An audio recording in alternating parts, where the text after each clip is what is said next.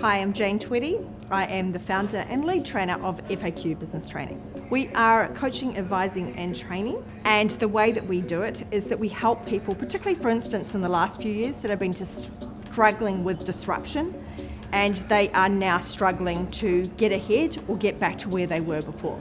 So we love to work with businesses, action-taking businesses that want to grow or they want to restore their growth to previous times.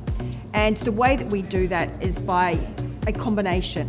And I love that combo. So for instance, we run an SEO basics workshop. People come along to the workshop and they go, oh my gosh, we can actually do this ourselves. So they're really inspired, they're excited about it. But it now means that they can then take that forward. We can do a bit of coaching and things to expand upon that and actually implement it in their business. So one lady came to us, she went to a single workshop and 2 sessions with me one-on-one. And from that, in less than a month, she went from oblivion on Google to the front page. And in search terms that had up to 8,000 searches. So we're not talking about little stuff, we're talking about good, decent volume searches. I actually cover such a variety of things, and that's one of the reasons my clients come to me, is because I'm broad and deep.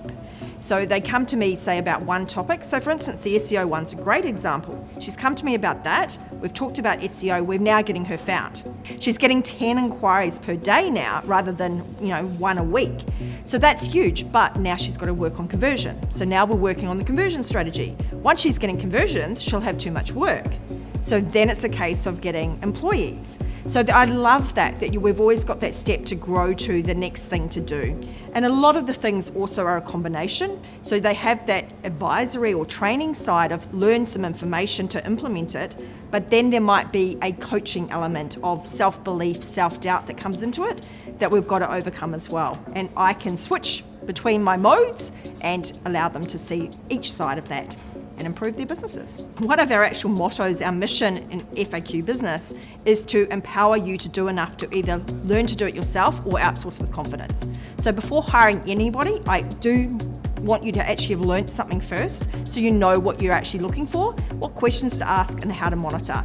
To hire a coaching or training service though, the 3 things I'd say to really look out for, number 1 is rapport. If you don't have good rapport with a person you're talking to, it's not going to work, right?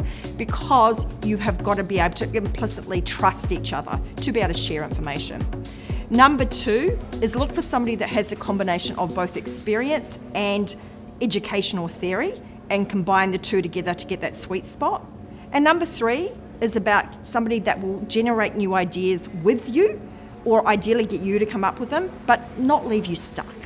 I'm really proud of seeing clients implement and do things and get results. So that's why I want to work with action-taking business owners. It is not about me doing the work for you, it's about you doing the work for yourself. So employing us is about us helping you and guiding you along the way. So the feedback we get really is around our honesty and our authenticity. So we can be brutally honest, I'll be completely upfront about that. But there's no point me saying, your website looks great, or your pricing's perfect, if it's not. It doesn't actually work for you. So we'll be completely honest.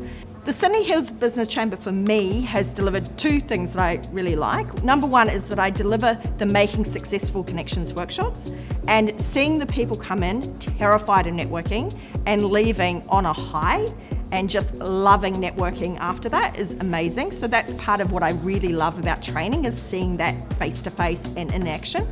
But the second side of it is the connections I've formed. And honestly, some of those connections for me are better than family.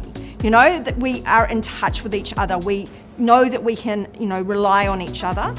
But one thing I would remind you, if you are joining something like a chamber, is to maintain those connections, but to avoid the click thing that happens at some groups, making sure that you're also making new connections.